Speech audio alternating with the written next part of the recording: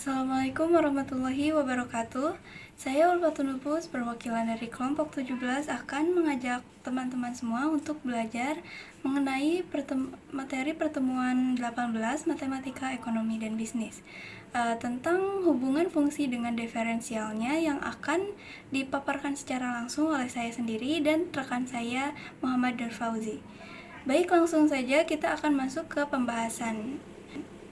Di sini terdapat rumusan masalah. Yang pertama, memahami pengertian dari deveratif dan deveratifnya. Yang kedua, menentukan hubungan fungsi dengan deveratifnya. Baik, langsung saja kita masuk ke pembahasan pertama, yaitu derivatif dari derivatif. Turunan atau deveratif merupakan pendekatan matematis yang digunakan untuk melakukan analisis keuntungan maksimum. Penelitian ini bertujuan untuk menganalisis tingkat keuntungan maksimum yang dihasilkan oleh suatu usaha menggunakan konsep turunan. Setiap fungsi dapat diturunkan lebih dari satu kali yang tergantung pada derajatnya. Hal ini berarti turunannya dapat diturunkan lagi. Turunan pertama atau first derivative sebuah fungsi adalah turunan dari fungsi awal atau fungsi aslinya. Turunan kedua atau second derivative sebuah fungsi adalah turunan dari turunan pertama. Turunan ketiga atau third derivative adalah turunan dari turunan kedua, dan seterusnya. Derivatif yang diperoleh dari derivatif sebuah fungsi dinamakan dengan derivatif berderajat lebih tinggi atau higher order derivative. Kita lihat turunan pertama dari fungsi fx dinyatakan sebagai f aksen x atau bisa juga df x per dx, yaitu merupakan perubahan fungsi fx terhadap variabel x. Turunan kedua dari fungsi fx dinyatakan sebagai f aksen x atau d pangkat 2 fx per dx pangkat 2, yang merupakan turunan pertama dari turunan pertama fungsi fx.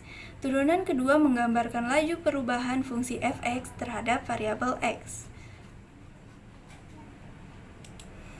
Turunan ketiga dari fungsi fx dinyatakan sebagai f aksen x atau d pangkat 3 fx per dx pangkat 3, yang merupakan turunan pertama dari turunan kedua fungsi fx. Turunan ketiga menggambarkan perubahan laju perubahan fungsi fx terhadap variabel x. Secara umum, turunan ke n dari fungsi fx dinyatakan sebagai f pangkat n x atau d pangkat n fx per dx pangkat n, yang merupakan turunan pertama dari turunan ke n-1 fungsi fx. Turunan ke n menggambarkan perubahan laju fx terhadap variabel x sebanyak n kali. Jadi, turunan ke n dari fungsi fx dapat dinyatakan sebagai f pangkat n x atau d pangkat n fx per dx pangkat n, yang merupakan turunan pertama dari turunan ke n-1 fungsi fx. Selanjutnya kita lihat contoh. Di situ terdapat y sama dengan fx sama dengan x pangkat 3 min 4x pangkat 2 plus 5x min 7. Turunan pertamanya menjadi y aksen sama dengan dy per dx sama dengan 3x pangkat 2. Ini merupakan turunan dari x pangkat 3. Caranya kita pindahkan pangkat 3-nya ini ke depan, kemudian pangkatnya kita kurangi dengan 1. Min 8x ini turunan dari 4x pangkat 2. Kemudian 5 ini turunan dari 5x. Nah, karena 7-nya ini konstan, hasil turunannya itu 0, jadi kita tidak perlu menuliskannya. Selanjutnya turunan keduanya menjadi y aksen sama dengan d pangkat 2y per d pangkat 2x sama dengan 6x min 8. Kemudian kita turunkan lagi menjadi y aksen sama dengan d pangkat 3y sama dengan d pangkat 3y per d pangkat 3x sama dengan 6. Selanjutnya turunan keempatnya sama dengan d pangkat 4 y per d pangkat 4x sama dengan 0. Pembahasan selanjutnya yaitu hubungan fungsi dengan derivatifnya. Dengan mengetahui besarnya harga dari turunan pertama atau first derivative dan turunan kedua atau second derivative sebuah fungsi, akan dapat dikenali bentuk gambar dari fungsi tersebut. Pembahasan berikut meliputi hubungan antara fungsi nonlinier dan derivatif pertamanya guna mengetahui apakah kurvanya naik atau turun pada kedudukan tertentu, hubungan antara fungsi parabolik dan derivatifnya, guna mengetahui letak dan bentuk titik ekstrimnya atau maksimum dan minimumnya, serta hubungan antara fungsi kubik dan derivatifnya, juga guna mengetahui letak dan bentuk titik ekstrim serta titik beloknya. Berdasarkan kaidah diferensiasi, dapat disimpulkan bahwa turunan dari suatu fungsi berderajat n adalah sebuah fungsi berderajat n-1, sehingga turunan dari suatu fungsi berderajat 3 adalah sebuah fungsi berderajat 2. Turunan dari suatu fungsi berderajat 2 adalah sebuah fungsi berderajat 1. Turunan dari fungsi berderajat 1 adalah sebuah fungsi berderajat 0 alias sebuah konstanta, dan akhirnya turunan dari sebuah konstanta adalah 0. Di situ juga terdapat contoh mengenai pengurangan derajat fungsi pada tiap turunannya. Di situ ada y sama dengan fx sama dengan 1/3 pangkat 3 min 4x pangkat 2 plus 12x min 5. Itu merupakan fungsi kubik. Turunan pertamanya menjadi y aksen sama dengan dy per dx sama dengan x pangkat 2 min 8x plus 12. Itu menjadi fungsi kuadrat. Diturunkan lagi menjadi d pangkat 2 y per d pangkat 2 x sama dengan dx min 8. Itu menjadi fungsi linear. Kemudian kita turunkan lagi menjadi d pangkat 3y d pangkat 3y per d pangkat 3x sama dengan 2. Itu menjadi konstanta. Nah, hubungan fungsi dengan derivatifnya, yang pertama adalah fungsi naik dan fungsi turun. Turunan fungsi adalah konsep yang digunakan untuk mengukur perubahan laju perubahan fungsi pada titik tertentu. Jika suatu fungsi fx naik di interval tertentu, maka turunan f aksen x dari fungsi tersebut akan selalu positif atau 0. Sebaliknya, jika suatu fungsi fx turun di interval tertentu, maka turunan f aksen x-nya dari fungsi tersebut akan selalu negatif atau 0 di interval tersebut.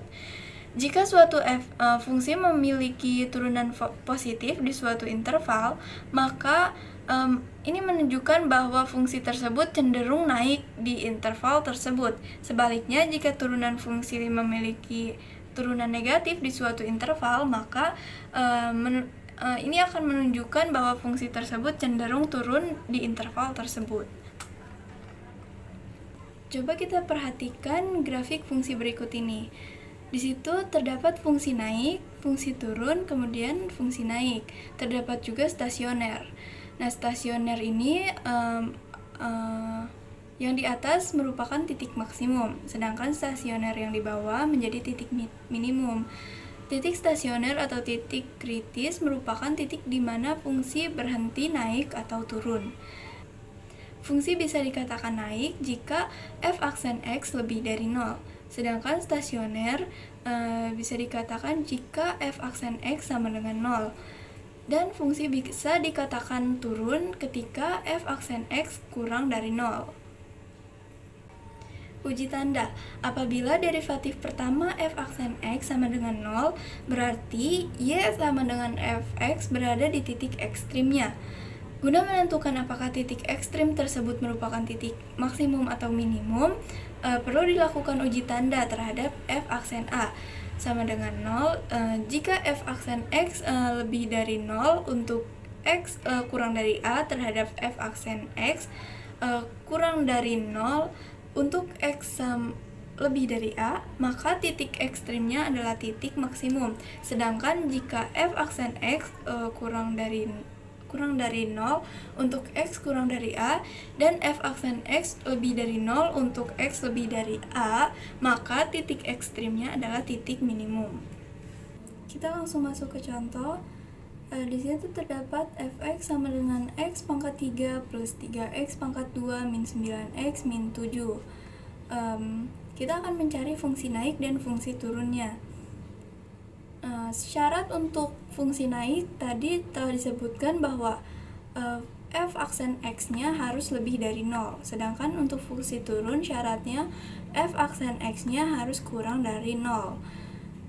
Otomatis kita harus mencari turunannya dulu. Turunan dari soal tadi menjadi f aksen x sama dengan 3x pangkat 2 plus 6x min 9. 7-nya ini karena 0, jadi kita tidak perlu menuliskannya. Kita turunkan menjadi 3x pangkat 2 plus 6x min 9. Ingat tadi harus lebih dari 0. Karena mereka 3, 6, 9 ini kelipatan 3, jadi kita bisa membagi mereka dengan pembagian 3. 3x pangkat 2 dibagi 3 menjadi x pangkat 2. 6x dibagi 3 menjadi 2x, sedangkan 9 dibagi 3 menjadi 3, lebih dari 0. Kemudian untuk mempermudah kita ganti menjadi sama dengan 0 dan kita faktorkan perkalian yang akan menghasilkan min 3 dan jika dibagi akan menghasilkan 2 plus 2 ya. Kita menggunakan x tambah 3 dan x min 1 sama dengan 0. Kita faktorkan menjadi x tambah 3 sama dengan 0.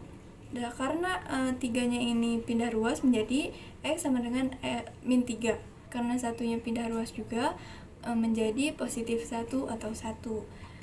Selanjutnya kita akan lakukan uji tanda. Kita buat garis seperti di sini. Untuk lebih mempermudah kita akan menggunakan angka 0. Nah, angka 0 ini akan berada di pertengahan antara min 3 dan 1. Jadi di sini nanti kita akan menentukan terlebih dahulu apakah di daerah sini itu min atau plus. Caranya kita tinggal tukarkan nilai x yang ada di sini dengan angka 0. Itu nanti akan menghasilkan negatif atau positifnya. Karena x-nya kita ganti menjadi 0, berarti 0 kuadrat plus 2 kali 0. Jadi jawaban yang depan itu akan menjadi 0, tersisa min 3. Jadi jawabannya akan menjadi min 3. Berarti daerah 0-nya ini antara 3 dan 1 ini akan menjadi negatif. Nah, ini tuh akan selang-seling positif, negatif, kemudian positif. Karena di sini tandanya lebih dari 0, jadi yang akan kita arsir yang itu yang positif. Perlu diingat bahwa jika tandanya lebih besar atau lebih dari, maka yang diarsir itu yang positif. Karena min 3 ini mengarah ke kiri, jadi dia menjadi lebih kecil. Sedangkan 1 itu mengarah ke kanan, sehingga menjadi lebih besar angkanya. Jadi kita bisa tulis x kurang dari min 3 atau x lebih dari 1. Selanjutnya kita akan mencari fungsi turunnya.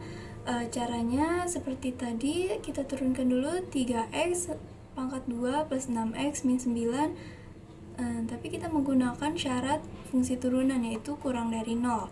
Untuk lebih mempermudah kita akan membaginya dengan 3 menjadi x pangkat 2 plus 2x min 3 kurang dari 0. Kita asumsikan menjadi sama dengan 0. Kemudian kita faktorkan menjadi x tambah 3 x min 1 sama dengan 0. Kita faktorkan hasilnya menjadi x sama dengan min 3. Ini juga menjadi x sama dengan 1. Kemudian kita uji tanda, kita buat garis, kemudian min 3, 1. Kita uji tanda menggunakan 0. Tadi 0 itu berada di pertengahan antara min 3 dan 1. Karena ini tandanya kurang dari 0, maka yang kita arsir yang negatifnya. Jadi jawabannya itu berada di tengah-tengah ini menjadi x lebih dari min 3 dan x kurang dari 1. Selanjutnya ada titik ekstrim fungsi parabolik. Pada y sama dengan fx adalah sebuah fungsi parabolik. Derivatif pertama itu berguna untuk menentukan letak titik ekstrimnya.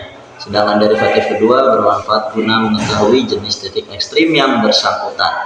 Coba perhatikan fungsi parabolik berikut dan turunan-turunannya, serta hubungan mereka secara grafik. Di situ terlihat dari fungsi parabolik yaitu ada Y sama dengan Fx sama dengan X pangkat 2 min 8X plus 12. Nah, itu disebut dengan fungsi dari parabolik. Nah, yang berikutnya ada fungsi linear yaitu Y sama dengan Fx sama dengan dy per dx sama dengan 2x min 8. Itu ada fungsi dari linear. Nah, yang ketiga ada fungsi dari konstanta yaitu Y sama dengan Fx sama dengan D pangkat 2Y per D pangkat 2X sama dengan 2. Itu fungsi dari konstanta. Nah, di situ bisa kalian lihat dari grafiknya. Bisa dijelaskan parabola Y sama dengan X kuadrat, di situ bisa dijelaskan parabola Y sama dengan X pangkat 2 min 8X plus 12 mencapai titik ekstrim. Dalam hal ini titik minimum yaitu 4 min 4. Tepat pada saat turunan pertama dari fungsi parabolik tadi, yakni fungsi linear Y sama dengan 2X min 8 sama dengan 0. Pada Y sama dengan 0, nilai variabel bebas X sama dengan 4 dan parabola tersebut mencapai titik ekstrimnya yaitu pada kedudukan X sama dengan 4 dan Y sama dengan min 4. Nilai Y sama dengan min 4 untuk fungsi dari parabolik ini diperoleh melalui substitusi X sama dengan 4 ke dalam persamaan parabolanya. Selain dengan cara tradisional, penentuan titik ekstrim suatu fungsi parabolik dapat pula dilakukan dengan pendekatan diferensial. Absis dari titik ekstrim fungsi parabolik Y sama dengan Fx adalah X pada Y sama dengan 0. Sedangkan ordinatnya adalah Y untuk X pada Y sama dengan 0. Untuk mengetahui apakah parabolanya terbuka ke bawah atau ke atas, dapat disidik melalui turunan kedua dari fungsi paraboliknya, yaitu Y. Jadi kesimpulannya, parabola Y sama dengan Fx mencapai titik ekstrim pada Y sama dengan 0. Jika Y lebih kecil dari 0, maka bentuk parabolanya terbuka ke bawah. Titik ekstrimnya adalah titik maksimum. Jika Y lebih besar dari 0, maka bentuk parabolanya terbuka ke atas. Titik ekstrimnya adalah titik minimum. Contohnya nih, bisa kita lihat dari contoh. Andaikan Y sama dengan min X pangkat 2 plus 6X min 2, maka Y sama dengan min 2X plus 6. Y sama dengan min 2 lebih kecil dari 0. Karena Y lebih kecil dari 0, maka bentuk parabolanya terbuka ke bawah. Titik ekstrimnya adalah titik maksimum. Koordinat titik maksimum syaratnya Y maksimum Y sama dengan 0, maka min 2X plus 6 itu sama dengan 0. Diperoleh X sama dengan 3. Untuk X sama dengan 3, maka Y sama dengan min dalam kurung 3 kuadrat 2 pangkat 2, maka Y sama dengan min 3 pangkat 2 plus 6 dalam kurung 3 min 2 sama dengan 7 hingga diperoleh titik maksimumnya yaitu 3,7. Bisa dilihat itu dalam grafik ya. Yang ketiga ada titik ekstrim dan titik belok fungsi kubik. Titik maksimum dan titik minimum suatu fungsi kubik serta titik beloknya dapat dicari melalui penelusuran terhadap derivatif pertama dan derivatif kedua dari fungsinya.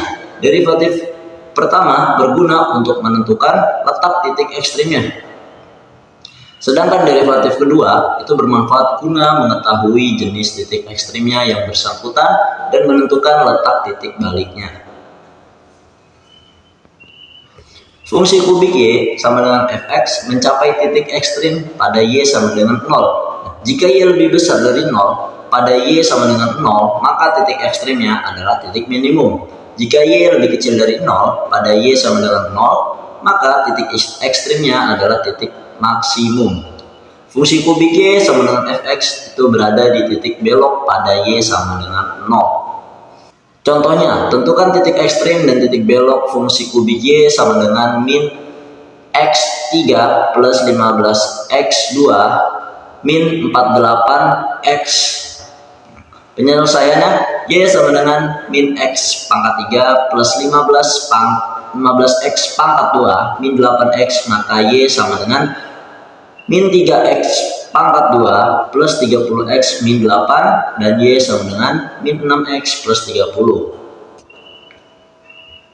Syarat ekstrim, Y sama dengan 0, maka min 3 pangkat 2 plus 30x min 8 sama dengan 0, diperoleh x1 sama dengan 2 dan x2 nya sama dengan 8. Untuk x1 sama dengan 2, maka Y sama dengan min 8 plus 60 min 96 sama dengan min 44, dan Y sama dengan min 12 plus 30 sama dengan 18, lebih besar dari 0. Jadi titik minimumnya adalah 2, min 44. 2 dan juga min 44. Untuk x2 sama dengan 8, maka Y sama dengan min 512 atau 512 plus 960 min 384 sama dengan 64, dan Y sama dengan min 48 plus 30 sama dengan min 18, lebih kecil dari 0. Jadi titik maksimum adalah 8 juga 64. Syarat titik belok itu sama dengan Y sama dengan 0, diperoleh X sama dengan 5. Untuk X sama dengan 5, maka Y sama dengan min 125 plus 375 min 240 sama dengan 10. Jadi titik belok 5.10. Mungkin sekian pembahasan materi kelompok kami, yaitu tentang materi matematika, ekonomi, dan bisnis yang berjudul tentang hubungan fungsi dengan diferensialnya, yaitu derivatif dari derivatif. Apabila ada kata-kata yang kurang berkenan, mohon dimaafkan. Dari kami sekian, wassalamualaikum warahmatullahi wabarakatuh.